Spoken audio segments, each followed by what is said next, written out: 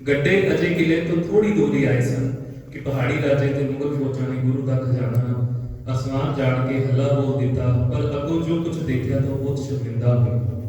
ਹੁਣ ਉਹਨਾਂ ਨੇ ਔਰੰਗਜ਼ੇਬ ਨੂੰ ਦਸਤਖਤ ਵਾਲੀ ਚਿੱਠੀ ਕੁਰਾਨ ਸ਼ਰੀਫ ਤੇ ਆਟੇ ਦੀ ਗਊ ਦੀ ਕਸਮ ਖਾਧੀ ਕਿ ਪਿਛਲੇ ਕੀਤੇ ਤੋਂ ਅਸੀਂ ਮੁਆਫੀ ਮੰਗਦੇ ਹਾਂ ਅਤੇ ਅੱਗੇ ਤੋਂ ਆਪ ਜੀ ਇਸ ਤਰ੍ਹਾਂ ਦਾ ਕੋਈ ਵੀ ਚੀਜ਼ ਨਹੀਂ ਦੇਖੋਗੇ, ਸੋ ਆਪ ਜੀ ਕਿਲਾ ਛੱਡ ਦਿਓ, ਆਪ ਜੀ ਦਾ ਕੋਈ ਵੀ ਨੁਕਸਾਨ ਨਹੀਂ ਕੀਤਾ ਜਾਏਗਾ। ਇੱਥੇ ਸਿੰਘਾਂ ਨੇ ਤੇ ਮਗਰ ਵਸਿਆਂ ਨੇ ਕੁਝ ਅੱਗੇ ਬੇਨਤੀਆਂ ਕੀਤੀਆਂ ਕਿ ਮਹਾਰਾਜ ਜੀ ਭੁੱਖ ਉੱਤੋਂ ਬਹੁਤ ਹੀ ਦੁਖੀ ਹੋ ਗਏ ਆ, ਖਾਣ ਲਈ ਕੁਝ ਵੀ ਨਹੀਂ ਹੈ, ਹੁਣ ਤਾਂ ਦਰਖਤਾਂ ਦੇ ਪੱਤੇ ਵੀ ਮੁੱਕ ਗਏ ਨੇ, ਮਾਸ ਸਰੀਰ ਨਾਲੋਂ ਝੜ ਗਿਆ ਹੈ, ਆਪ ਜੀ ਕਿਲੇ ਨੂੰ ਛੱਡ ਦਿਓ।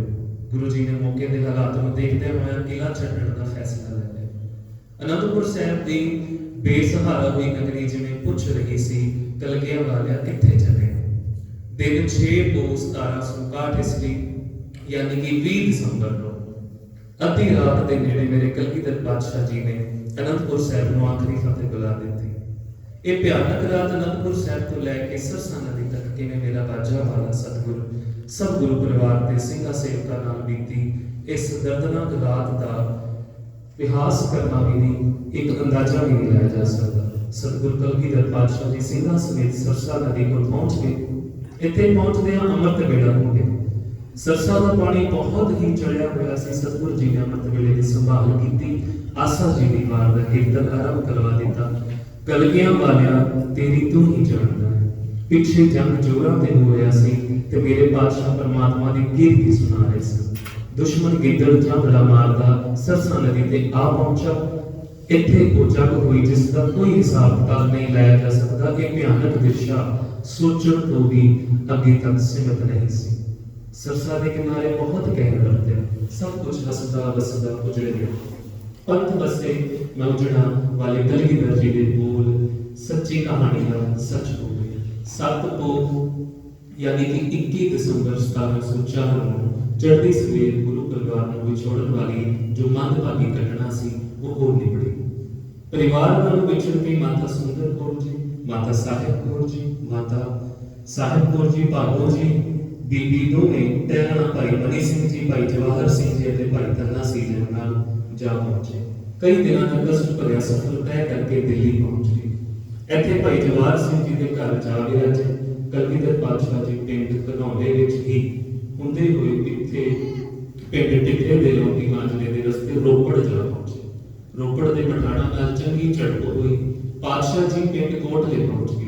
ਇੱਥੋਂ ਦੇ ਨਿਹੰਗ ਖਾਂ ਪਠਾਨ ਨੇ ਬਹੁਤ ਸਤਿਕਾਰ ਦਿੱਤਾ, ਆਪਣੀ ਹਵੇਲੀ ਦੇ ਬੂਹੇ ਬਹੁਤ ਪਿਆਰ ਸ਼ਰਧਾ ਨਾਲ ਖੋਲ ਦਿੱਤੇ। ਇੱਥੇ ਨਿਹੰਗ ਖਾਂ ਪਠਾਨ ਦੀ ਪ੍ਰੀਤ ਦੇਖ ਪਾਤਸ਼ਾਹ ਜੀ ਨੇ ਪ੍ਰਸੰਨ ਹੋ ਕੇ ਇਹਨਾਂ ਨੂੰ ਕਟਾਰ ਅਤੇ ਸ਼੍ਰੀ ਸਾਹਿਬ ਜੀ ਦੀ ਬਖਸ਼ਿਸ਼ ਕੀਤੀ ਅਤੇ ਉੱਥੋਂ ਵਿਦਾਈ ਦੇ ਗਏ। 7 ਪੋਹ ਯਾਨੀ ਕਿ 21 ਦਸੰਬਰ 1704 ਈਸਵੀ ਦੀ ਸ਼ਾਮ ਗੁਰੂ ਸਾਹਿਬ ਇੱਕ ਬਾਗ ਵਿੱਚ ਲੇਟੇ ਹੋਏ ਸਨ। ਚਿਹਰੇ ਤੇ ਨੂਰ ਟਪਕ ਰਿਹਾ ਸੀ, ਸੀਸ ਤੇ ਕਲਗੀ, ਚੋੜਾ ਕੇਲਾ ਤੇ ਖੂਨ ਨਾਲ ਲਥਪਥ ਲਾਲ ਰੰਗ ਧਾਰ ਚੁੱਕੇ ਸਨ। ਪਾਤਸ਼ਾਹ ਇਵੇਂ ਢੋਲ ਆ ਕੇ ਲੇਟੇ ਹੋਏ ਸਨ ਜਿਵੇਂ ਕੁਝ ਵਾਪਰਿਆ ਹੀ ਨਾ ਹੋਵੇ। ਐਸਾ ਕੁਝ ਹੋਣ ਤੇ ਵੀ ਸਤਿਗੁਰੂ ਜੀ ਪੂਰੀ ਅਡੋਲਤਾ ਵਿੱਚ ਦਿਸ ਰਹੇ ਸਨ। ਪਾਤਸ਼ਾਹ ਜੀ ਨੂੰ ਪਤਾ ਹੈ ਕਿ ਇਸ ਪਿੰਡ ਵਿੱਚ ਇੱਕ ਕੱਚੀ ਗਲੀ ਹੈ। ਗੁਰੂ ਸਾਹਿਬ ਸਿੰਘਾਂ ਸਮੇਤ ਇਸ ਕੱਚੀ ਹਵੇਲੀ ਵਿੱਚ ਪ੍ਰਵੇਸ਼ ਕਰ ਗਏ। ਇਸ ਨੂੰ ਚੰਗੀ ਤਰ੍ਹਾਂ ਦੇਖ ਪਰਖ ਪਾਤਸ਼ਾਹ ਜੀ ਨੇ ਇਸ ਦੀ ਕਰੜੀ ਪਹਿਰੇਦਾਰੀ ਕਰ ਸਿੰਘਾਂ ਨੂੰ ਤਿਆਰ ਰਹਿਣ ਲਈ ਕਿਹਾ। ਪੰਥ ਦੇ ਵਾਲੀ ਨੇ ਇੱਥੇ ਦੀ ਖੇਡ ਇੱਥੇ ਕੀ ਹੋਣੀ ਹੈ ਕਿਸੇ ਨੂੰ ਨਹੀਂ ਅੰਦਾਜ਼ਾ ਸੀ। ਖਬਰ ਮਿਲਦਿਆਂ ਹੀ ਦੁਸ਼ਮਣ ਦੀਆਂ ਫੌਜਾਂ ਚਮਕੌਰ ਦੇ 4 ਸਵੇਰੇ ਇਕੱਠੀਆਂ ਹੋ ਗਈਆਂ। ਸਤਿਗੁਰ ਪਾਤਸ਼ਾਹ ਸਿਰਫ ਸਿਮਰਨ ਦੀਆਂ ਬਾਤਾਂ ਪਾਸ ਸਿੰਘਾਂ ਨੂੰ ਚੜ੍ਹਦੀ ਕਲਾ ਦੇ ਹੁਲਾਰੇ ਦਿੰਦੇ ਹੋਏ ਅੱਜ 2 ਪੁੱਤ ਨਾਲ ਨੇ ਸੋ ਸਿੱਖੀ ਕਿ ਤੂੰ ਦੁੱਖੇ ਕਿੱਥੇ ਨੇ, ਜਿਨ੍ਹਾਂ ਦੀ ਉਮਰ ਲਾਡ ਪਿਆਰ ਦੀਆਂ ਸੀ, ਬਾਤਾਂ ਸੁਣਨ ਦੀਆਂ ਸੀ, ਇਤਿਹਾਸ ਸੁਣਨ ਦੀਆਂ ਸੀ। ਬਿਰਧ ਮਾਂ ਕਿੱਥੇ ਹੈ ਜਿਸ ਨੂੰ ਬੁਢਾਪੇ ਵਿੱਚ ਆਸਰੇ ਦੀ ਲੋੜ ਹੈ। ਦੋਵੇਂ ਮਹਿਲ ਕਿੱਥੇ ਹੋਣਗੇ ਜੋ ਸਦਾ ਕਲਗੀਆਂ ਵਾਲੇ ਦੀ ਸੇਵਾ ਵਿੱਚ ਹਾਜ਼ਰ ਰਹਿੰਦੇ ਸਨ। ਧੰਨ ਹੈ ਪਾਤਸ਼ਾਹ ਜੀ ਜੋ ਆਪਣੇ ਸਾਰੇ ਸੁੱਖ ਛੱਡ ਕੇ ਦਬੇ ਕੁਚਲੇ ਲਈ ਜ਼ੁਲਮ ਦੇ ਦਬੇ ਕੁਚਲੇ ਲੋਕਾਂ ਦੇ ਜ਼ੁਲਮ ਦੇ ਖਿਲਾਫ ਲੜ ਰਹੇ ਸਨ। ਇਹ ਵਿਕਰਾਲ ਰਾਤ ਮੇਰੇ ਬਾਜਾ ਵਾਲੇ ਪ੍ਰੀਤਮ ਯਾਨੀ ਕਿ 21 ਦਸੰਬਰ 1704 ਈਸਵੀ ਨੂੰ ਵੈਰਨ ਬਣ ਗਏ। ਸਤਿਗੁਰੂ ਜੀ ਜਫਰਨਾਮੇ ਵਿੱਚ ਵੈਰੀ ਦੀ ਗਿਣਤੀ 10 ਲੱਖ ਤੇ ਸਿੰਘਾਂ ਦੀ ਗਿਣਤੀ 40 ਦੱਸਦੇ ਹਨ। ਕਿਹੋ ਜਿਹਾ ਅਨੋਖਾ ਯੁੱਧ ਹੋ ਰਿਹਾ, ਇੱਕ ਪਾਸੇ 10 ਲੱਖ ਫੌਜ ਤੇ ਇੱਕ ਪਾਸੇ ਸਿਰਫ 40 ਸਿੰਘ। ਯੁੱਧਿਆਂ ਦੇ ਰੂਪ ਵਿੱਚ ਪਾਤਸ਼ਾਹ ਦੇ ਸਿੰਘਾਂ ਨੂੰ ਗੜੀ ਅੰਦਰੋਂ ਭਜਾ ਕੇ ਭੇਜਦੇ ਹੋਏ ਸਿੰਘਾਂ 1.25 ਲੱਖ ਸਿੰਘ ਇੱਕ ਲੜਾਓ ਤਬੇ ਗੋਬਿੰਦ ਸਿੰਘ ਨਾਮ ਤਹਾਉਂਦੇ ਜੈਕਾਰੇ ਦੇ ਨਾਲ ਸੱਚ ਕਰ ਸ਼ਹੀਦੀ ਕਰ ਜਾਂਦੇ। ਮੈਦਾਨ ਵਿੱਚ ਹਾਹਾਕਾਰ ਮੱਚੀ ਹੋਈ ਸੀ, ਧੂੜ ਨਾਲ ਅਸਮਾਨ ਵੀ ਨਜ਼ਰ ਨਹੀਂ ਸੀ ਆਉਂਦਾ। ਅੱਧੇ ਤੋਂ ਵੱਧ ਸਿੰਘ ਸ਼ਹੀਦੀ ਪਾ ਚੁੱਕੇ ਸਨ। ਸਿੰਘਾਂ ਨੂੰ ਸ਼ਹੀਦ ਹੁੰਦਿਆਂ ਦੇਖ ਵੱਡੇ ਸਾਹਿਬਜ਼ਾਦੇ ਅਜੀਤ ਸਿੰਘ ਨੇ ਕਿਹਾ, ਪਿਤਾ ਜੀ ਮੈਨੂੰ ਵੀ ਮੈਦਾਨ ਜੰਗ ਵਿੱਚ ਭੇਜੋ। ਗੜੀ ਦਾ ਵੱਡਾ ਦਰਵਾਜ਼ਾ ਹਰ ਜਥਾ ਬਾਹਰ ਜਾਣ ਤੇ ਖੁੱਲਦਾ ਤੇ ਬੰਦ ਹੋ ਜਾਂਦਾ। ਫਿਰ ਦਰਵਾਜ਼ਾ ਖੁੱਲਿਆ, ਸਾਹਿਬਜ਼ਾਦੇ ਨਾਲ ਮੰਚ ਪਿਆਰਿਆਂ ਵਿੱਚੋਂ ਭਾਈ ਮੋਹਕਮ ਸਿੰਘ ਜੀ ਸਮੇਤ 7 ਸਿੰਘ ਹੋਰ ਗੜੀ ਦੇ ਬਾਹਰ ਨਿਕਲ ਵੈਰੀ ਵਿੱਚ ਧਸ ਗਏ। ਦੁਸ਼ਮਣ ਵਿੱਚ ਚੀਕ ਚਿਹਾੜਾ ਪੈ ਗਿਆ। ਆਖਿਰ 7 ਸਿੰਘ ਤੇ ਸਾਹਿਬਜ਼ਾਦਾ ਅਜੀਤ ਸਿੰਘ ਦੀ ਸ਼ਹੀਦੀ ਜਾਮ ਪੀ। ਪੁੱਤ ਦੀ ਸ਼ਹਾਦਤ ਦੇਖ ਬਾਜਾ ਵਾਲੇ ਪਿਤਾ ਨੇ ਜੈਕਾਰਾ ਬੋਲਿਆ ਤੇ ਵਾਹਿਗੁਰੂ ਜੀ ਦਾ ਧੰਨਵਾਦ ਕੀਤਾ। ਤੇਰੀ ਵਸਤ ਤੈਨੂੰ ਸੌਂਪ ਦਿੱਤੀ ਹੈ। ਦੂਸਰੇ ਪੁੱਤ ਨੇ ਭਰਾ ਨੂੰ ਸ਼ਹੀਦ ਹੁੰਦਿਆਂ ਵੇਖ ਜੋਸ਼ ਖਾਦਾ ਤੇ ਸ਼ਹੀਦੀ ਜਾਮ ਪੀਣ ਦੇ ਪਿਤਾ ਨੂੰ ਕਿਹਾ, ਮੈਨੂੰ ਵੀ ਭਰਾ ਦੇ ਮਗਰ ਹੀ ਤੋੜ ਦਿਓ। भाई से बिछड़कर हमें जीना नहीं आता, सोना नहीं आता, खाना नहीं आता, पीना नहीं आता। ਸਾਹਿਬਜ਼ਾਦਾ ਜੁਝਾਰ ਸਿੰਘ ਜੀ ਨੂੰ ਪਹਿਲੇ ਪੁੱਤਰ ਵਾਂਗ ਹੱਥੀ ਸ਼ਸਤਰ ਸਜਾ ਨਾਲ ਭਾਈ ਹਿੰਮਤ ਸਿੰਘ ਜੀ, ਭਾਈ ਸਾਹਿਬ ਸਿੰਘ ਜੀ ਤੇ 3 ਹੋਰ ਸਿੰਘ ਨਾਲ ਤਿਆਰ ਕੀਤੇ। ਦਰਵਾਜ਼ਾ ਖੁੱਲਿਆ, ਮੈਦਾਨ ਵਿੱਚ ਫਿਰ ਪੱਕਿਆ। ਵੈਰੀ ਸਾਹਿਬਜ਼ਾਦੇ ਦੀ ਵੀਰਤਾ ਦੇਖ ਕੰਬ ਉੱਠਿਆ। ਪਿਤਾ ਨੇ ਦੇਖਿਆ, ਦੇਖਦਿਆਂ ਦੂਜਾ ਪੁੱਤਰ ਵੀ ਅੱਖਾਂ ਸਾਹਮਣੇ ਸ਼ਹੀਦ ਹੋ ਗਿਆ। ਗੜੀ ਦੀ ਮਮਤੀ ਵਿੱਚੋਂ ਫਿਰ ਜੈਕਾਰਾ ਗੂੰਜਿਆ। ਫਿਰ ਸ਼ੁਕਰ ਅਤੇ ਸਬਰ ਮਾਲਕ ਦਾ ਧੰਨਵਾਦ ਕੀਤਾ। ਸੂਰਜ ਵੀ ਮਿਟ ਗਿਆ, ਕਲਗੀਧਰ ਦਾ ਲਾਡਲਾ ਵੀ ਅੱਖਾਂ ਤੋਂ ਪਰੇ ਹੋ ਗਿਆ। ਅੱਲਾ ਯਾਰ ਥਾ ਜੋਗੀ ਨੇ ਕਿਹਾ, ਆਜ਼ਾਦ ਕਰਾਇਆ ਬਨੀ ਆਮਦ ਕੀ ਕਰੋਗੇ, ਕਟਵਾ ਦਿਏ ਬੱਚੇ ਦੀ ਮੁਰੀਦ ਕੀ ਕਰੋਗੇ। ਸੂਰਜ ਮਿਟਦਿਆਂ ਹੀ ਸਰਦੀ ਦੀ ਰੁੱਤ ਹੋਣ ਕਾਰਨ ਹਨੇਰਾ ਹੋ ਗਿਆ। ਸ਼ਾਹੀ ਫੌਜਾਂ ਵੱਲੋਂ ਜੰਗ ਬੰਦ ਹੋ ਗਈ। ਗੜੀ ਦੇ ਅੰਦਰ 5 ਤੋਂ 8 ਸਿੰਘ ਬਾਕੀ ਰਹਿ ਗਏ। ਰਹਿਰਾਸ ਸਾਹਿਬ ਦਾ ਪਾਠ ਹੋਇਆ। ਕਲਗੀਧਰ ਜੀ ਪੂਰੀ ਤਰ੍ਹਾਂ ਚੜ੍ਹਦੀਆਂ ਕਲਾਂ ਵਿੱਚ ਵਿਚਰ ਰਹੇ ਸਨ। ਉਹਨਾਂ ਦੇ ਚਿਹਰੇ ਤੇ ਗਮ ਜਾਂ ਉਦਾਸੀ ਦਾ ਕੋਈ ਵੀ ਇੱਕ ਸ਼ਿਕਰ ਮਾਤਰ ਵੀ ਸਿਮਰ ਨਹੀਂ ਸੀ। ਉਹ ਤਾਂ ਸਵੇਰ ਹੁੰਦਿਆਂ ਤੱਕ ਵਿੱਚ ਜੂਝਣਾ ਚਾਹੁੰਦੇ ਸਨ, ਰਣ ਵਿੱਚ ਜੂਝਣਾ ਚਾਹੁੰਦੇ ਸਨ। ਸਿੰਘਾਂ ਨੇ ਕਿਹਾ ਕਿ ਨਹੀਂ ਪਾਤਸ਼ਾਹ ਜੀ, ਤੁਹਾਡੇ ਸਰੀਰ ਦੀ ਹਜੇ ਬਹੁਤ ਲੋੜ ਹੈ, ਤੁਸੀਂ ਗੜੀ ਨੂੰ ਛੱਡ ਜਾਓ। ਭਾਈ ਦਇਆ ਸਿੰਘ ਜੀ ਅਗਵਾਈ ਵਿੱਚ ਸਿੰਘ ਦੀਆਂ ਬੇਨਤੀਆਂ ਪਾਤਸ਼ਾਹ ਜੀ ਨੂੰ ਮੰਨਣੀਆਂ ਪਈਆਂ। ਆਪਣਾ ਸਰੀਰਕ ਬਲ ਖਾਲਸਾ ਪੰਥ ਨੂੰ ਸੌਂਪ ਗੜੀ ਛੱਡਣ ਦੀ ਪੂਰੀ ਤਿਆਰੀ ਕਰ ਲਈ। ਭਾਈ ਦਇਆ ਸਿੰਘ ਜੀ, ਭਾਈ ਧਰਮ ਸਿੰਘ ਜੀ ਤੇ ਭਾਈ ਮਾਨ ਸਿੰਘ ਜੀ ਨੂੰ ਆਪਣੇ ਨਾਂ ਚੱਲਣ ਲਈ ਤਿਆਰ ਕੀਤਾ। ਚਮਕੌਰ ਦਾ ਸਾਕਾ ਯਾਨੀ ਕਿ 22 ਦਸੰਬਰ 1704 ਈਸਵੀ ਨੂੰ ਵਾਪਰਿਆ। ਐਸੇ ਜੰਗ ਵਿੱਚ ਵੱਡੇ ਸਾਹਿਬਜ਼ਾਦੇ 40 ਸਿੰਘਾਂ ਸਮੇਤ ਸ਼ਹੀਦ ਹੋ ਗਏ ਸਨ। चमकौर साहिब वाले अल्लाह यार की लिखता है, बस एक हिंद में तीर्थ है यात्रा के लिए, कटाए बाप ने बेटे जहां खुदा के लिए। अद्धी रात तो बाद सतगुरु कलगीधर जी 3 ਸਿੰਘਾਂ ਸਮੇਤ ਗੜੀ ਚੋਂ ਬਾਹਰ ਨਿਕਲ ਆਏ। ਇਸ ਤਰ੍ਹਾਂ ਪਾਤਸ਼ਾਹ ਜੀ ਨੇ ਉੱਚੀ ਆਵਾਜ਼ ਵਿੱਚ ਹੱਥਾਂ ਨਾਲ ਤਾੜੀ ਮਾਰ ਕੇ ਕਿਹਾ ਕਿ ਹਿੰਦ ਦਾ ਪੀਰ ਚੱਲਿਆ ਹੈ, ਸਿੱਖਾਂ ਦਾ ਗੁਰੂ ਜਾ ਰਿਹਾ ਹੈ। ਖਵਾਜਾ ਮਹਿਮੂਦ ਅਲੀ ਨੂੰ ਲਲਕਾਰ ਕੇ ਕਿਹਾ ਕਿ ਜੇ ਕਿਸੇ ਵਿੱਚ ਹਿੰਮਤ ਹੈ ਤਾਂ ਫੜ ਲਓ। ਸਤਿਗੁਰੂ ਗੋਬਿੰਦ ਸਿੰਘ ਜੀ ਨੇ ਚਮਕੌਰ ਦੀ ਗੜੀ ਨੂੰ 9 ਕੋ ਯਾਨੀ ਕਿ 22 ਦਸੰਬਰ 1704 ਈਸਵੀ ਨੂੰ ਰਾਤ ਨੂੰ ਛੱਡਿਆ ਸੀ। 9 ਕੋ ਦੀ ਰਾਤ ਸੁਨਸਾਨ ਖਾਲੀ ਮੈਦਾਨ ਵਿੱਚ ਲਾਸ਼ਾਂ ਦੇ ਢੇਰ ਵਿੱਚੋਂ ਕੁਝ ਪਛਾਣਦੀਆਂ, ਕੁਝ ਨਾ ਪਛਾਣਦੀਆਂ ਸਿੰਘਾਂ ਦੇ ਸਰੀਰ ਦੀ ਭਾਲ ਕਰਦੀ ਬੀਬੀ ਸ਼ਰਨ ਕੋ ਧੰਨ ਕਲਗੀਆਂ ਵਾਲਾ, ਧੰਨ ਮੇਰਾ ਪਿਤਾ ਬਾਜਾ ਵਾਲਾ ਮੁਖੋਂ ਅਲਾਪ ਰਹੀ ਸੀ। ਇਹਨੇ ਸਖਤ ਮਿਹਨਤ ਕਰਕੇ 10-15 ਸਿੰਘਾਂ ਦੀਆਂ ਦੇਹ ਇਕੱਠੀਆਂ ਕੀਤੀਆਂ। ਸੇਵਾ ਕਰਦਿਆਂ ਇਹਨਾਂ ਆਪਣਾ ਸਰੀਰ ਥੱਕ ਟੁੱਟ ਗਿਆ। ਬੀਬੀ ਨੇ ਇਹ ਸੋਚ ਕੇ ਕੀਤੇ ਜਿਸ ਦਾ ਜੜ ਆਵੇ ਉਸ ਤੋਂ ਪਹਿਲਾਂ ਸੰਸਕਾਰ ਹੋਵੇ। ਇਸ ਤੋਂ ਪਹਿਲਾਂ ਕਿ ਜੋ ਦਿਨ ਹੈ ਉਹ ਚੜ ਜਾਵੇ, ਉਸ ਤੋਂ ਪਹਿਲਾਂ ਸੰਸਕਾਰ ਕਰ ਦੇਵਾਂ। ਆਲੇ ਦੁਆਲੇ ਤੋਂ ਪਾਥੀਆਂ, ਸਰਪਾੜ, ਲੱਕੜਾਂ, ਕਾਹੀ ਤੇ ਇੱਕ ਅੰਗੀਠਾ ਤਿਆਰ ਕਰ ਕੀਰਤਨ ਸਪੇਲੇ ਦਾ ਪੜ ਅਰਦਾਸ ਕਰ ਅੱਗ ਲਾ ਦਿੱਤੀ। ਇਸ ਬੀਬੀ ਸ਼ਰਨ ਕੌਰ ਜੀ ਨੇ 9 ਕੋ 1708 ਯਾਨੀ ਕਿ 23 ਦਸੰਬਰ 1704 ਈਸਵੀ ਨੂੰ 25 ਗੜੀ ਦੇ ਸ਼ਹੀਦ ਸਿੰਘਾਂ ਦਾ ਸੰਸਕਾਰ ਦੀ ਸੇਵਾ ਨਿਭਾਉਂਦਿਆਂ ਸ਼ਹੀਦੀ ਹੋਏ। ਦਾਦੀ ਮਾਂ ਗੁਜਰ ਕੌਰ ਜੀ, ਸਾਹਿਬਜ਼ਾਦਾ ਜੋਰਾਵਰ ਸਿੰਘ, ਸਾਹਿਬਜ਼ਾਦਾ ਫਤਿਹ ਸਿੰਘ ਜੀ ਪਰਿਵਾਰ ਨਾਲ ਵਿਛੜ ਸਰਸਾ ਨਦੀ ਕਿਨਾਰੇ ਜਿੱਧਰ ਨੂੰ ਪਾਣੀ ਦਾ ਵਹਾਅ ਜਾਂਦਾ ਸੀ ਨਾਲ ਨਾਲ ਬੋਤਰੇ। ਦਾਦੀ ਮਾਂ ਨੂੰ ਪੁੱਛਦੇ ਗਏ कि अपने सिंह सिपाही कितने चले गए।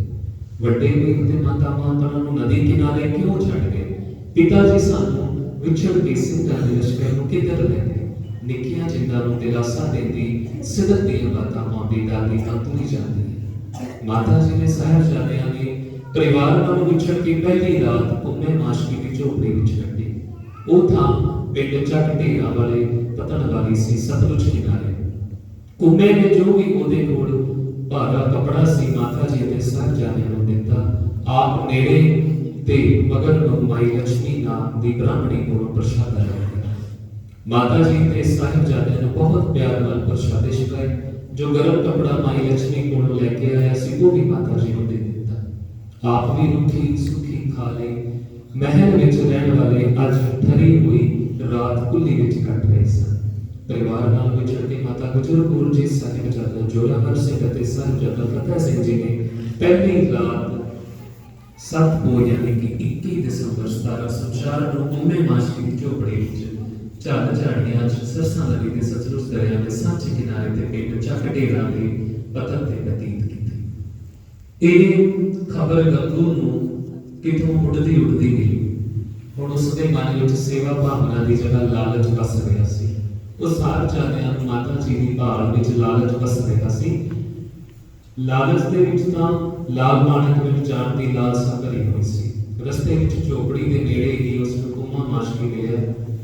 ਉਹ ਉਸ ਨੂੰ ਆਪਣੀ ਝੋਪੜੀ ਵਿੱਚ ਲੈ ਗਿਆ। ਮਾਤਾ ਜੀ ਪੁਰਾਣਾ ਸੇਵਾਦਾਰ ਜਾਣ ਬਹੁਤ ਪ੍ਰਸੰਨ ਹੋਏ ਕਿ ਸਾਨੂੰ ਆਣ ਕੇ ਮਿਲਿਆ।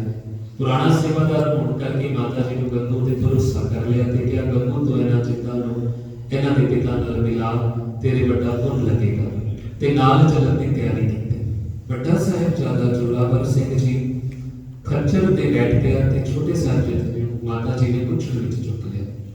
ਗੰਗੂ ਅੱਗੇ ਖੱਚਰ ਫੜੀ ਚੱਲ ਪਿਆ। ਰੋਪੜ ਨੇੜੇ ਆ ਕੇ ਮਾਤਾ ਜੀ ਨੂੰ ਕਹਿਣ ਲੱਗਾ ਕਿ ਰੋਪੜ ਤਾਂ ਮੁਗਲ ਫੌਜ ਉਤਰੀ ਹੈ, ਇੱਧਰ ਜਾਣਾ ਠੀਕ ਨਹੀਂ ਰਹੇਗਾ। ਤਾਂ ਮਾਤਾ ਜੀ ਨੇ ਕਿਹਾ ਕਿ ਜਿਵੇਂ ਤੂੰ ਜਾਣਦਾ ਹੈ ਉੱਥੇ ਤੁਰਿਆ ਚੱਲ। ਇਸ ਦੁਸ਼ਟ ਨੇ ਕਿਹਾ ਕਿ ਮੇਰੇ ਘਰ ਚੱਲ ਸਕੀਏ। ਜਦੋਂ ਸਮਾਂ ਠੀਕ ਹੋ ਜਾਏਗਾ ਤਾਂ ਮੈਂ ਗੁਰੂ ਜੀ ਦਾ ਪਤਾ ਕਰਕੇ ਤੁਹਾਨੂੰ ਉਹਨਾਂ ਕੋਲ ਪਹੁੰਚਾ ਦਿਆਂਗਾ। ਰੋਪੜ ਵਾਲਾ ਰਸਤਾ ਛੱਡ ਕੇ ਪਾਪੀ ਗੰਗੂ ਜੰਗਲ ਦੇ ਰਸਤੇ ਤੋਂ ਉਤਰਿਆ। ਮਾਤਾ ਜੀ ਨੂੰ ਕਿਹਾ ਕਿ ਮੈਂ ਆਪਣੇ ਪਿੰਡ ਲੈ ਜਾ ਰਿਹਾ ਹਾਂ। ਚਲਦਿਆਂ ਰਾਤ ਪੈ ਗਈ। ਗੰਗੂ ਇਹਨਾਂ ਨੂੰ ਦਰਖਤਾਂ ਦੀ ਇੱਕ ਸੰਘਣੀ ਜਿਹੜੀ ਵਿੱਚ ਤਲਾਅ ਕਿਨਾਰੇ ਲੈ ਗਿਆ। ਮਾਤਾ ਜੀ ਨੂੰ ਕਿਹਾ ਕਿ ਰਾਤ ਇੱਥੇ ਹੀ ਕੱਟ ਲੈਂਦੇ ਆ, ਸਵੇਰੇ ਹੁੰਦੇ ਹੀ ਮੇਰੇ ਪਿੰਡ ਨੂੰ ਚਲੇ ਜਾਵਾਂਗੇ। ਇਹ ਰਾਤ ਮਾਤਾ ਜੀ ਦੇ ਸਾਹਿਬਜ਼ਾਦਿਆਂ ਨੂੰ ਗੰਗੂ ਪਾਪੀ ਸਮੇਤ 22 ਦਸੰਬਰ 1704 ਈਸਵੀ ਨੂੰ ਪਿੰਡ ਕਾਈ ਮੋਰ ਦੇ ਤਲਾਅ ਦੇ ਨੇੜੇ ਕੱਟਣੀ ਪਈ। ਅਗਲਾ ਦਿਨ ਚੜ ਗਿਆ। ਇਹ ਸਾਰੀ ਰਾਤ ਗੰਗੂ ਮਾਤਾ ਜੀ ਦੀ ਮਾਇਆ ਵਾਲੀ ਥੈਲੀ ਚੋਰੀ ਕਰਨ ਲਈ ਝਾਕਦਾ ਰਿਹਾ ਪਰ ਸਫਲ ਨਾ ਹੋ ਸਕਿਆ। ਹੁਣ ਇਹ ਪਾਪੀ ਅਗਲੀ ਵਿਉਂਤ ਬੜਾ ਮਾਤਾ ਜੀ ਨੂੰ ਕਹਿਣ ਲੱਗਾ ਕਿ ਇੱਥੋਂ ਮੇਰਾ ਪਿੰਡ ਨੇੜੇ ਹੀ ਹੈ, ਉੱਥੇ ਚੱਲਦੇ ਹਾਂ, ਉੱਥੇ ਜਾ ਕੇ ਆਪਾਂ ਭੋਜਨ ਛਕਾਂਗੇ। ਇਹ ਪਾਪੀ ਇਹਨਾਂ ਨੂੰ ਪਿੰਡ ਦੇ ਦੱਖਣ ਵਾਲੇ ਪਾਸੇ ਪਿੰਡ ਤੋਂ ਬਾਹਰ ਇੱਕ ਉਜਾੜ ਥਾਂ ਤੇ ਢੱਕ ਵਿੱਚ ਲੈ ਗਿਆ। ਢੱਕ ਦਾ ਥਾਂ ਜਿਸ ਵਿੱਚ ਝਾੜੀ, ਕਾਹੀ, ਸਲਫਾਰ ਅਤੇ ਜੰਗਲੀ ਬੂਟੇ ਲੱਗਣਾ ਹੋਣ। ਇੱਥੇ ਮਾਤਾ ਜੀ ਅਤੇ ਸਾਹਿਬਜ਼ਾਦਿਆਂ ਨੂੰ ਬਿਠਾ ਆਪ ਇਹ ਕਹਿ ਕੇ ਆਪਣੇ ਘਰ ਨੂੰ ਚਲਾ ਗਿਆ ਕਿ ਮੈਂ ਪਿੰਡ ਜਾ ਕੇ ਦੇਖ ਆਉਣਾ ਕਿ ਕੋਈ ਖਤਰਾ ਤਾਂ ਨਹੀਂ। ਮਾਤਾ ਜੀ ਇਸ ਦੀ ਬਹੁਤ ਦੇਰ ਤੱਕ ਉਡੀਕ ਕਰਦੇ ਰਹੇ ਪਰ ਉਹ ਛੇਤੀ ਵਾਪਸ ਨਾ ਆਇਆ। ਮਾਤਾ ਜੀ ਨੂੰ ਬਹੁਤ ਨੇੜੇ ਇੱਕ ਸਲਫਾਸ ਦਾ ਛੱਪੜ, ਇੱਕ ਕੁੰਜੀ ਬਣਿਆ ਨਜ਼ਰੀ ਗਿਆ। ਮਾਤਾ ਜੀ ਸਾਹਿਬਜ਼ਾਦਿਆਂ ਨੂੰ ਲੈ ਕੇ ਉਸ ਵਿੱਚ ਚਲੇ ਗਏ। ਇਹ ਛੱਪੜ ਇੱਕ ਮਸਤ ਫਕੀਰ ਦੀ ਕੁਟੀਆ ਸੀ। ਇਸ ਉਜਾੜ ਵਿੱਚ ਬਣੀ ਫਕੀਰ ਦੀ ਕੁਟੀਆ ਵਿੱਚ ਮਾਤਾ ਜੀ ਨੂੰ ਗੰਗੂ ਨੇ ਉਡੀਕਦੇ ਰਹੇ। ਇਹ ਪਾਪੀ ਸ਼ਾਮ ਨੂੰ ਆਇਆ। ਮਾਤਾ ਜੀ ਨੂੰ ਕਹਿੰਦਾ, ਤੁਸੀਂ ਚਿੰਤਾ ਨਾ ਕਰੋ, ਘਰ ਵਿੱਚ ਲਿਆ ਕੇ ਇੱਕ ਕੋਠੜੀ ਵਿੱਚ ਟਿਕਾਣਾ ਕਰਵਾ ਦਿੱਤਾ। ਉਧਰੇ ਮਨ ਨਾਲ ਗੰਗੂ ਨੇ ਮਾਤਾ ਜੀ ਅਤੇ ਸਾਹਿਬਜ਼ਾਦਿਆਂ ਨਾਲ ਬਹੁਤ ਮਿੱਠੀਆਂ ਗੱਲਾਂ ਕੀਤੀਆਂ। ਇੰਨਾ ਪਰਿਵਾਰ ਵੀ ਕੁਝ ਦੇ ਕਰ ਬੈਠਾ ਰਿਹਾ। ਸਾਰੇ ਆਪੋ ਆਪਣੇ ਥਾਂ ਸਿਰ ਸੋ ਗਏ। ਇਹ ਪਾਪੀ ਨੂੰ ਨੀਂਦ ਕਿੱਥਾਂ ਆ ਗਈ। ਇੰਨਾ ਧਿਆਨ ਤਾਂ ਮਾਤਾ ਜੀ ਵਾਲੀ ਕੋਠੜੀ ਵੱਲ ਸੀਗਾ ਜਿਸ ਵਿੱਚ ਪੈਸੇ ਸਨ। ਮਾਤਾ ਜੀ ਸੌਣ ਤਾਂ ਮੈਂ ਉਹ ਧਨ ਸਮੇਟ ਲਵਾਂ। ਇਹ ਕਮੀਨਾ ਚੁੱਪਚਾਪ ਧਨ ਦੀ ਉਹ ਕੋਠੜੀ ਚੁੱਕ ਲਿਆਇਆ ਤੇ ਘਰੋਂ ਬਾਹਰ ਜਾ ਕੇ ਕਿਸੇ ਸੁੱਕੇ ਚੋਹ ਦੇ ਕਿਨਾਰੇ ਖੱਡ ਵਿੱਚ ਦੱਬ ਦਿੱਤੀ, ਮਿੱਟੀ ਵਿੱਚ ਦੱਬ ਦਿੱਤੀ। ਇਹ ਚੰਦਰੀ ਰਾਤ ਗੁਰੂ ਪਰਿਵਾਰ ਨਾਲ ਵਿਛੜ ਕੇ ਦਾਦੀ ਮਾਂ ਤੇ ਨਿੱਕੀਆਂ ਜਿੰਦਾਂ ਨੇ 23 ਦਸੰਬਰ 1704 ਈਸਵੀ ਨੂੰ ਪਿੰਡ ਸਹੇੜੀ ਗੰਗੂ ਪਾਪੀ ਦੇ ਘਰ ਬਤੀਤ ਕੀਤੀ। ਸਵੇਰ ਹੋਈ ਤਾਂ ਮਾਤਾ ਜੀ ਨੇ ਬਹੁਤ ਪਿਆਰ ਨਾਲ ਕਿਹਾ ਕਿ ਗੰਗਾ ਰਾਮ ਧਨ ਵਾਲੀ ਪੁੱਤਰੀ ਜੋ ਰਾਤ ਤੋਂ ਚੁੱਕ ਰਹੀ ਸੀ ਉਹ ਸੰਭਾਲ ਕੇ ਰੱਖ ਲਈ ਤਾਂ ਚੰਗਾ ਹੋਏਗਾ। ਮਿੱਠੇ ਪਿਆਰ ਦੇ ਮੁੱਲਾਂ ਨਾਲ ਜੋ ਪੋਟਲੀ ਬਾਰੇ ਪੁੱਛਿਆ ਤਾਂ ਅੱਗੋਂ ਗੰਗੂ ਨੇ ਕੋੜਾ ਜ਼ਹਿਰ ਵਾਲਾ ਜਵਾਬ ਦਿੱਤਾ। ਚੋਰ ਚੋਰ ਕਹਿ ਕੇ ਇਸਨੇ ਉੱਚੀ ਆਵਾਜ਼ ਵਿੱਚ ਰੋੜਾ ਮਾਰ ਦਿੱਤਾ। ਲੋਕ ਚੋਰ ਸੁਣ ਕੇ ਆ ਗਏ। ਚੋਰੀ ਹੋ ਗਈ, ਚੋਰੀ ਹੋ ਗਈ। ਮਾਤਾ ਜੀ ਦੀ ਜੋ ਪੋਟਲੀ ਸੀ ਉਹ ਚੋਰੀ ਹੋ ਗਈ। ਮਾਤਾ ਜੀ ਨੇ ਇਸ ਨੂੰ ਬਹੁਤ ਰੋਕਿਆ ਕਿ ਇਸ ਤਰ੍ਹਾਂ ਰੋੜਾ ਨਾ ਪਾ, ਲੋਕ ਇਕੱਠੇ ਹੋ ਜਾਣਗੇ, ਨਿੱਕੀਆਂ ਜਾਤਾਂ ਨੂੰ ਫੜਾ ਦੇਣਗੇ। ਪਰ ਇਹ ਦੁਸ਼ਟ ਚੁੱਪ ਨਾ ਹੋਇਆ, ਸਗੋਂ ਮਾਤਾ ਜੀ ਨਾਲ ਖੇਪਣ ਲੱਗ ਪਿਆ। ਰੋੜਾ ਸੁਣ ਕੇ ਲੋਕ ਗੰਗੂ ਦੇ ਘਰ ਆਉਣ ਲੱਗ ਪਏ। ਉਧਰ ਗੰਗੂ ਪਾਪੀ ਨੇ ਪਿੰਡ ਦੇ ਚੌਧਰੀ ਨੂੰ ਜਾ ਦੱਸਿਆ। ਉਹ ਚੌਧਰੀ ਨੇ ਗੰਗੂ ਦੇ ਘਰ ਤੇ ਆਪਣੇ ਬੰਦਿਆਂ ਨੂੰ ਨਿਗਰਾਨੀ ਲਵਾ ਦਿੱਤੀ ਅਤੇ ਕਿੱਥੇ ਨੱਠ ਨਾ ਜਾਣ, ਕਿੱਥੇ ਭੱਜ ਨਾ ਜਾਣ।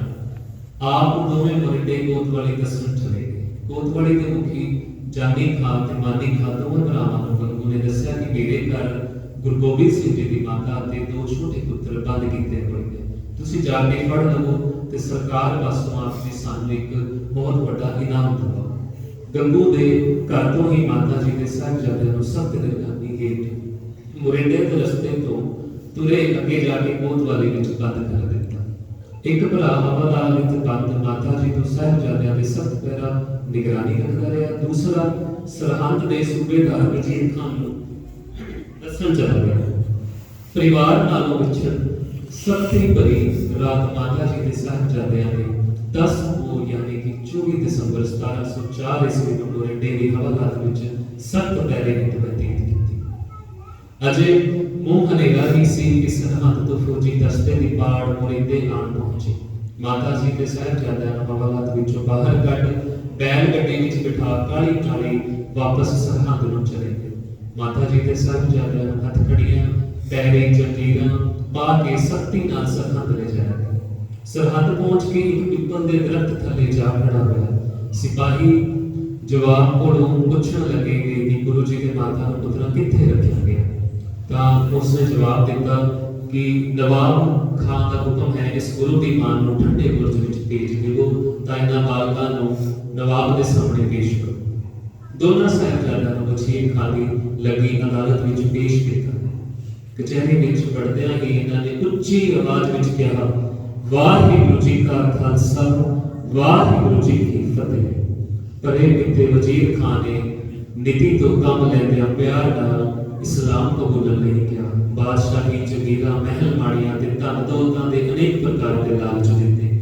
ਉਹਨਾਂ ਨੇਕੀਆਂ ਪਰ ਮਹਾਨ ਸ਼ਖਸੀਅਤਾਂ ਨੂੰ ਕੋਈ ਵੀ ਲੋਭ ਲਾਲਚ ਆਪਣੇ ਅਕੀਦੇ ਤੋਂ ਭੁਲਾ ਨਾ ਸਕੇ। ਗੁੱਸੇ ਵਿੱਚ ਆਏ ਵਜ਼ੀਰ ਖਾਨ ਨੇ ਹੁਕਮ ਦਿੱਤਾ ਕਿ ਬਿਨਾਂ ਕੱਪੜੇ ਤੋਂ, ਬਿਨਾਂ ਭੋਜਨ ਤੋਂ ਇਹਨਾਂ ਨੂੰ ਵੀ ਠੰਡੇ ਬੁਰਜ ਵਿੱਚ ਡੱਕ ਕੇ ਕਿਸੇ ਨੂੰ ਵੀ ਮਿਲਣ ਨਾ ਦਿੱਤਾ ਜਾਵੇ। ਪਹਿਰਾ ਹੋਰ ਵੀ ਸਖਤ ਕਰ ਦਿਓ। ਮੇਰੇ ਘਰ ਦੀ ਦਰਜੇ ਲਾਡਲੇ ਛੋਟੇ ਪੁੱਤਰਾਂ ਦੇ ਬਿਰਧ ਮਾਤਾ ਜੀ ਨੇ ਅੱਤ ਠਰੀ ਹੋਈ ਰਾਤ ਚਾਰੋਂ ਪਾਸਿਓਂ ਤੋਂ ਆਉਂਦੀ ਹਵਾ ਵਿੱਚ ਦੱਸ ਕੇ ਕੱਪੜਿਆਂ ਨਾਲ ਬਿਨਾਂ ਕੁਝ ਛਕਿਆ ਪੁੰਜੇ ਨੰਗੇ ਫਰਸ਼ ਦੇ 11 ਨੂੰ ਯਾਨੀ ਕਿ 25 ਦਸੰਬਰ 1704 ਨੂੰ ਸਖਤ ਪਹਿਰੇ ਦੇ ਹੇਠ ਠੰਡੇ ਬੁਰਜ ਵਿੱਚ ਸਰਹੰਦ ਬਤੀਤ ਕੀਤੀ। ਵਜ਼ੀਰ ਖਾਨ ਹਰ ਸਖਤਾਈ ਕਰਕੇ ਗੁਰੂ ਗੋਬਿੰਦ ਸਿੰਘ ਜੀ ਦੇ ਪੁੱਤਰਾਂ ਨੂੰ ਇਸਲਾਮ ਵਿੱਚ ਲਿਆਉਣਾ ਚਾਹੁੰਦਾ ਸੀ। ਠੰਡੇ ਬੁਰਜ ਵਿੱਚ ਮਾਤਾ ਜੀ ਕੋਲ ਇਸ ਲਈ ਭੇਜ ਦਿੱਤਾ ਕਿ ਪੋਤਿਆਂ ਦੀਆਂ ਜਾਨਾਂ ਦੀ ਸਲਾਮਤੀ ਲਈ ਮੌਤ ਦਾ ਭੈ ਮੰਨ ਕੇ ਬਿਰਧ ਦਾਦੀ ਇਹਨਾਂ ਨੂੰ ਇਸਲਾਮ ਤੋਂ ਮੁੜਨ ਲਈ ਕਹੇਗੀ। ਬਰਫ਼ ਵਰਗੀ ਠੰਡੀ ਰਾਤ ਦਾਦੀ ਪੋਤਿਆਂ ਦੀ ਕੱਟ ਲਈ। ਰਾਤ ਕਿਵੇਂ ਲੱਗੀ ਇਸ ਦਾ ਅੰਦਾਜ਼ਾ ਕੀ ਲਾਈਏ। ਇਸ ਸਖਤੀ ਵਿੱਚ ਗੁਰੂ ਗੋਬਿੰਦ ਸਿੰਘ ਜੀ ਦੇ ਮਾਤਾ ਜੀ ਦੇ ਪੁੱਤਰ ਦੇ ਲੱਗ ਸਕਦੇ ਸਨ, ਹੋਰ ਕੋਈ ਨਹੀਂ। ਨਵਾਬ ਦਾ ਹੁਕਮ ਲੈ ਕੇ ਸਿਪਾਹੀ ਲੈਣ ਆ ਗਏ। ਕਚਹਿਰੀ ਦਾ ਵੱਡਾ ਦਰਵਾਜ਼ਾ ਬੰਦ ਸੀ। ਸਾਹਿਬਜ਼ਾਦਿਆਂ ਨੂੰ ਛੋਟੀ ਖਿੜਕੀ ਵਿੱਚੋਂ ਲੰਘਣ ਲਈ ਕਿਹਾ। ਇਹ ਨੀਤੀ ਦਾ ਇੱਕ ਪੈਤਲਾ ਸੀ। ਆਪਣੇ ਪਿਤਾ ਜੀ ਦੀ ਸੋਚ ਤੇ ਪਹਿਰਾ ਦੇਣ ਵਾਲੇ ਮਹਾਨ ਪੁੱਤਰਾਂ ਨੇ ਪਹਿਲਾਂ ਆਪਣੇ ਪੈਰ ਅੱਗੇ ਲਗਾਏ ਤੇ ਪਿੱਛੋਂ ਸਿਰ ਲਗਾ ਅੰਦਰ ਚਲੇ ਗਏ। ਬੱਚਿਆਂ ਦੀ ਸੋਚ ਦੇਖ ਸਾਰੇ ਹੱਕੇ ਪੱਕੇ ਰਹੇ। ਸਿਰ ਝੁਕਾਉਣ ਵਾਲੀ ਨੀਤੀ ਵੀ ਫੇਲ ਹੋ ਗਈ। ਕਚਹਿਰੀ ਵਿੱਚ ਵੜਦਿਆਂ ਹੀ ਦੋਵਾਂ ਨੇ ਭਰਵੀਂ ਹਵਾ ਵਿੱਚ ਕਿਹਾ, ਵਾਹਿਗੁਰੂ ਜੀ ਕਾ ਖਾਲਸਾ, ਵਾਹਿਗੁਰੂ ਜੀ ਕੀ ਫਤਿਹ। ਵਜ਼ੀਰ ਖਾਨ ਬਲਦੀ ਪੱਠੀ ਵਾਂਗ ਪੁੱਜਣ ਲੱਗ ਪਿਆ। ਉਸਨੇ ਬਹੁਤ ਕ੍ਰੋਧ ਵਿੱਚ ਕਿਹਾ, ਤੁਹਾਡੇ ਇਹਨਾਂ ਲੱਛਣਾਂ ਕਰਕੇ ਤੁਸੀਂ ਬੁਰੀ ਮੌਤ ਮਾਰੇ ਜਾਓਗੇ। ਇਸਲਾਮ ਕਬੂਲ ਕਰਨ ਵਿੱਚ ਹੀ ਤੁਹਾਡਾ ਭਲਾ ਹੈ। ਸਾਹਿਬਜ਼ਾਦਿਆਂ ਨੇ ਕਿਹਾ, ਰਾਜ ਭਾਗ 4 ਦਿਨ ਦੇਖੇ, ਮਰ ਤਾਂ ਫਿਰ ਵੀ ਜਾਣਾ। ਆਪਣੇ ਧਰਮ ਨੂੰ ਛੱਡ ਕੇ ਜਿਉਣਾ ਸਾਡੇ ਲਈ ਪਾਪ ਹੈ। ਸਾਡੇ ਬਾਬਾ ਜੀ ਨੇ ਸਿਰ ਦੇ ਕੇ ਧਰਮ ਨੂੰ ਰੱਖਿਆ ਸੀ। ਸਾਡੇ ਪਿਤਾ ਜੀ ਨੇ ਕਿਹਾ ਹੈ, ਜ਼ੁਲਮ ਅੱਗੇ ਨਿਭ ਜਾਣਾ ਕਾਇਰਤਾ ਹੈ। ਬੁੱਝਦਿਲ ਬਣ ਕੇ ਜਿਉਣ ਨਾਲੋਂ ਮਰ ਜਾਣਾ ਬਿਹਤਰ ਸਮਝਾਂਗੇ। ਅਸੀਂ ਗੁਰੂ ਗੋਬਿੰਦ ਸਿੰਘ ਜੀ ਦੇ ਪੁੱਤਰ ਤੇ ਦਾਦੀ ਮਾਂ ਗੁਜਰੀ ਜੀ ਦੇ ਪੋਤਰੇ ਹਾਂ। ਆਪਣੇ ਪਿਤਾ ਜੀ ਦੀ ਸ਼ਾਨ ਨੂੰ ਸਦਾ ਕਾਇਮ ਰੱਖਾਂਗੇ। ਸਾਰੀਆਂ ਅਮੀਰਾਂ ਵਜ਼ੀਰਾਂ ਨੇ ਕਿਹਾ, ਨਵਾਬ ਸਾਹਿਬ ਇਹਨਾਂ ਬੱਚਿਆਂ ਨੂੰ ਥੋੜਾ ਸਮਾਂ ਸੋਚਣ ਦਾ ਦਿੱਤਾ ਜਾਵੇ। ਨਵਾਬ ਨੇ ਠੰਡੇ ਬੁਰਜ ਵਿੱਚ ਭੇਜਣ ਦਾ ਹੁਕਮ ਕੀਤਾ। ਜਾਣ ਲੱਗੇ ਸਾਹਿਬਜ਼ਾਦਿਆਂ ਨੇ ਫਿਰ ਕਿਹਾ, ਅਜੇ ਵੀ ਸਮਾਂ ਹੈ, ਕੱਲ ਸਵੇਰ ਤੱਕ ਇਸਲਾਮ ਕਬੂਲ ਕਰ ਲਵੋ, ਨਹੀਂ ਤਾਂ ਬੁਰੀ ਮੌਤ ਮਾਰੇ ਜਾਓਗੇ। ਸਿਪਾਹੀ ਠੰਡੇ ਬੁਰਜ ਵਿੱਚ ਛੱਡ ਆਏ। ਦੇਰ ਦੀ ਉਡੀਕ ਦੀ ਦਾਦੀ ਮਾਂ ਦੋਨਾਂ ਨੂੰ ਬੁਕਲਾਵੇ ਵਿੱਚ ਲੈ ਕੇ ਪਿਆਰ ਦੇ ਵੇਗ ਵਿੱਚ ਵਹਿੰਦੀ, ਕਦੇ ਸਿਰ ਪਲੋਸਦੀ, ਨਿੱਕੇ ਨਿੱਕੇ ਹੱਥ ਆਪਣੇ ਹੱਥਾਂ ਵਿੱਚ ਲੈਂਦੀ, ਕਦੇ ਮੁੱਖ ਚੁੰਮਦੀ, ਵਾਰ-ਵਾਰ ਆਪਣੇ ਸੀਨੇ ਨਾਲ ਗੋਦੀ ਵਿੱਚ ਟੈਕ ਟੁੰਦੀ। ਸਾਰੇ ਦਿਨ ਵਿੱਚ ਹੋਈ ਸਾਰੀ ਵਾਰਤਾ ਦਾਦੀ ਮਾਂ ਨੇ ਪੁੱਛੀ। ਦੋਨਾਂ ਵੀਰਾਂ ਨੇ ਹੋਈ ਬੀਤੀ ਪੂਰੇ ਹੌਸਲੇ ਨਾਲ ਸੁਣਾਈ। ਉਹਨਾਂ ਦਾਦੀ ਮਾਂ ਨੂੰ ਇਹ ਵੀ ਦੱਸਿਆ ਕਿ ਸਾਨੂੰ ਨੀਹਾਂ ਵਿੱਚ ਜਿਉਂਦੇ ਚਿਣਕੇ ਮਾਰਨ ਦਾ ਫਤਵਾ ਸੁਣਾਇਆ। ਕੱਲ ਸਵੇਰ ਤੱਕ ਦਾ ਸਮਾਂ ਇਸਲਾਮ ਕਬੂਲ ਲਈ ਦੇ ਕੇ ਸਾਨੂੰ ਤੁਹਾਡੇ ਕੋਲ ਵਾਪਸ ਭੇਜ ਦਿੱਤਾ। ਸਾਰੀ ਰਾਤ ਗੋਦੀ ਵਿੱਚ ਪੋਤਿਆਂ ਨੂੰ ਲੈ ਕੇ ਅਕਾਲ ਪੁਰਖ ਅੱਗੇ ਅਰਦਾਸਾਂ ਕਰਦੇ ਰਹੇ ਕਿ ਇਹਨਾਂ ਮਾਸੂਮ ਜਿਗੜਿਆਂ ਦੀ ਗੁਰੂ ਨਾਨਕ ਦੇਵ ਜੀ ਘਰ ਨਾਲ ਨਿਭ ਜਾਵੇ। ਇਹ ਮਨਹੂਸ ਰਾਤ ਬਰਫ਼ ਵਰਗੀ ਸੀਤ ਲਹਿਰ ਤੇ ਮੌਤ ਦੇ ਪਰਛਾਵੇਂ ਹੇਠ ਦਾਦੀ ਮਾਂ ਤੋਂ ਪੋਤਿਆਂ ਤੋਂ ਬਿਨਾਂ ਅੰਸ ਵਸਤਰ ਮਾਨਸਿਕ ਤੇ ਸਰੀਰਕ ਤਰੀਕੇ ਚੱਲਦੇ ਹਨ। ਤਸੀਹੇ ਚੱਲਦੇ ਹਨ। 12 ਨੂੰ ਯਾਨੀ ਕਿ 26 ਦਸੰਬਰ 1704 ਈਸਵੀ ਨੂੰ ਠੰਡੇ ਬੁਰਜ ਸਰਹੰਦ ਵਿੱਚ ਕੱਟੀ ਗੁਰੂ ਪਰਿਵਾਰ ਨਾਲ ਵਿਛੜ ਕੇ ਉਹਨਾਂ ਦੇ ਜੀਵਨ ਦੀ ਇਹ ਆਖਰੀ ਰਾਤ ਹੋ ਨਿਕਲੀ। ਸਰਹੰਦ ਸ਼ਹਿਰ ਵਿੱਚ ਇਹ ਖਬਰ ਸਭ ਤੱਕ ਪਹੁੰਚ ਗਈ ਕਿ ਗੁਰੂ ਜੀ ਦੇ ਬੱਚਿਆਂ ਨੂੰ ਜਿਉਂਦੇ ਨੀਹਾਂ ਵਿੱਚ ਚਿਣਨ ਦਾ ਫਤਵਾ ਸੁਣਾ ਦਿੱਤਾ। ਘਰ ਘਰ ਇਹ ਗੱਲਾਂ ਹੋਣ ਲੱਗੀਆਂ। ਆਮ ਲੋਕ ਕਚਹਿਰੀ ਦੇ ਕੋਲ ਇਕੱਠੇ ਹੋਣ ਲੱਗ ਪਏ, ਜਿੱਥੇ ਅੱਜ ਦੋ ਨਵੀਆਂ ਜਿੰਦਾਂ ਦੀ ਜ਼ਿੰਦਗੀ ਤੇ ਮੌਤ ਦਾ ਫੈਸਲਾ ਹੋਣਾ ਸੀ। ਨਵਾਬ ਵਜ਼ੀਰ ਖਾਨ ਕਚਹਿਰੀ ਆ ਬੈਠ ਗਿਆ। ਅਮੀਰ ਵਜ਼ੀਰ ਤੇ ਸ਼ਹਿਰ ਦੇ ਸਰਦੇ ਪੁੱਜਦੇ ਪ੍ਰਸਾਦ ਸਭ ਆਣ ਹਾਜ਼ਰ ਹੋਏ। ਪਿਛਲੇ 2 ਦਿਨਾਂ ਤੋਂ ਭੀੜ ਬਹੁਤ ਜ਼ਿਆਦਾ ਹੋ ਗਈ। ਨਵਾਬ ਨੇ ਹੁਕਮ ਦਿੱਤਾ ਕਿ ਗੁਰੂ ਦੇ ਬੱਚਿਆਂ ਨੂੰ ਲੈ ਕੇ ਆਓ। ਸਿਪਾਹੀ ਹੁਕਮ ਮੰਨ ਦੌੜੇ ਗਏ। ਬੁਰਜ ਦੀਆਂ ਪੌੜੀਆਂ ਜਾ ਚੜੇ। ਸਿਪਾਹੀਆਂ ਨੇ ਬਿਰਧ ਮਾਤਾ ਜੀ ਨੂੰ ਕਿਹਾ ਕਿ ਬੱਚਿਆਂ ਨੂੰ ਨਵਾਬ ਸਾਹਿਬ ਨੇ ਬੁਲਾਇਆ। ਦਾਦੀ ਮਾਂ ਨੇ ਧੀਰਜ ਨਾਲ ਕਿਹਾ, ਮੈਂ ਤਿਆਰ ਕਰ ਹੁਣੇ ਤੁਹਾਡੇ ਨਾਲ ਤੋਰ ਦਿੰਦੀ ਹਾਂ। ਸਾਹਿਬਜ਼ਾਦਿਆਂ ਨੂੰ ਦਾਦੀ ਮਾਂ ਨੇ ਗਲਵਕੜੀ ਵਿੱਚ ਉਹ ਤਿਆਰ ਕੀਤਾ। ਵਾਰ-ਵਾਰ ਗਲਗਲੇ ਉੱਠਦੇ, ਫਿਰ ਇਹ ਗੱਲ ਨਾਲ ਲਾ ਲੈਂਦੀ। ਦਿਲ ਚੋਂ ਇੱਕ ਵਾਰ ਗੁਰੂ ਸਾਹਿਬ ਜੀ ਦੀ ਯਾਦ ਨਾਲ ਆਉਂਦੀ, ਫਿਰ ਗੱਲ ਆ ਜਾਂਦੀ। ਦਿਲ ਤੇ ਪੱਥਰ ਰੱਖ ਦਾਦੀ ਮਾਂ ਨੇ ਹੱਥੀਂ ਤਿਆਰ ਕਰ ਤੋਰ ਦਿੱਤੇ। ਜਾਂਦਿਆਂ ਜਾਂਦਿਆਂ ਪਿਓ ਦਾਦੇ ਦੀ ਨਸੀਹਤ ਯਾਦ ਕਰਾਉਂਦੀ ਰਹੀ। ਕਦੇ ਚਮਕੌਰ ਦੀ ਗੜੀ ਵਿੱਚੋਂ ਪਿਤਾ ਨੇ ਪੁੱਤ ਹੱਥੀਂ ਤੋਰੇ ਸੀ, ਅੱਜ ਠੰਡੇ ਬੁਰਜ ਵਿੱਚੋਂ ਦਾਦੀ ਪੋਤਿਆਂ ਨੂੰ ਹੱਥੀਂ ਤੋਰ ਰਹੀ। ਕਚਹਿਰੀ ਵਰਤਿਆਂ ਹੀ ਫਤਿਹ ਦੀ ਗੂੰਜ ਪਈ। ਵਾਹਿਗੁਰੂ ਜੀ ਕਾ ਖਾਲਸਾ, ਵਾਹਿਗੁਰੂ ਜੀ ਕੀ ਫਤਿਹ। ਸਭ ਦੇ ਮੂੰਹ ਵੱਡੇ ਦਰਵਾਜ਼ੇ ਵੱਲ ਹੋ ਗਏ। ਉਹਨਾਂ ਨੂੰ ਗੁਰੂ ਗੋਬਿੰਦ ਸਿੰਘ ਜੀ ਦੇ ਪੁੱਤਰ ਆਉਂਦੇ ਦਿਸੇ। ਚਿਹਰਿਆਂ ਤੇ ਨੂਰ ਹੀ ਨੂਰ ਦਿਸਿਆ। ਕੋਈ ਵੀ ਡਰ ਭੈ ਉਹਨਾਂ ਤੋਂ ਕੋਹਾਂ ਦੂਰ ਨਾ ਜਾਂਦਾ। ਨਵਾਬ ਨੇ ਫਿਰ ਪੁੱਛਿਆ, ਬੱਚਿਓ ਜੇ ਅਜੇ ਵੀ ਇਸਲਾਮ ਕਬੂਲ ਕਰ ਲਓਗੇ ਤਾਂ ਤੁਹਾਡੀ ਜਾਨ ਬਖਸ਼ ਦਿੱਤੀ ਜਾਏਗੀ, ਨਹੀਂ ਤਾਂ ਫਤਵੇ ਅਨੁਸਾਰ ਨੀਹਾਂ ਵਿੱਚ ਚਿਣਵਾ ਦਿੱਤੇ ਜਾਓਗੇ। ਦੋਨਾਂ ਵੀਰਾਂ ਨੇ 7 ਸਾਲ ਤੇ 9 ਸਾਲ ਤੋਂ ਘੱਟ ਉਮਰ ਵਿੱਚ ਆਖਰੀ ਫੈਸਲਾ ਲੈ ਲਿਆ ਕਿ ਅਸੀਂ ਮਰੇ ਹਾਂ।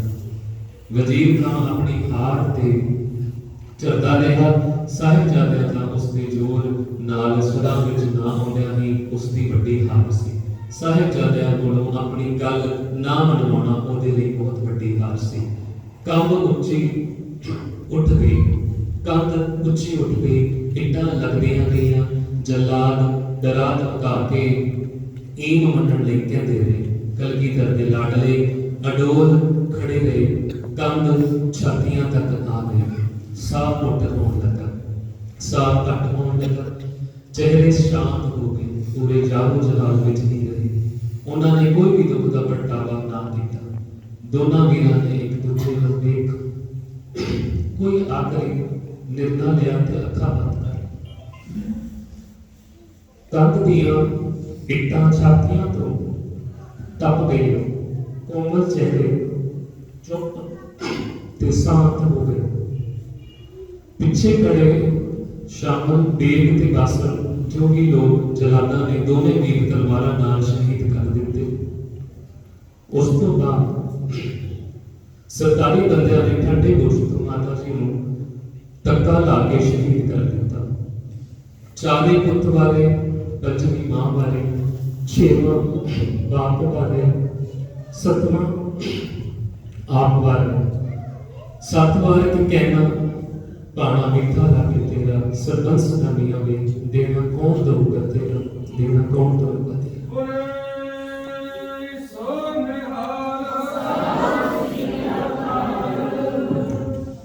वाहिगुरू जी का खालसा वाहिगुरू जी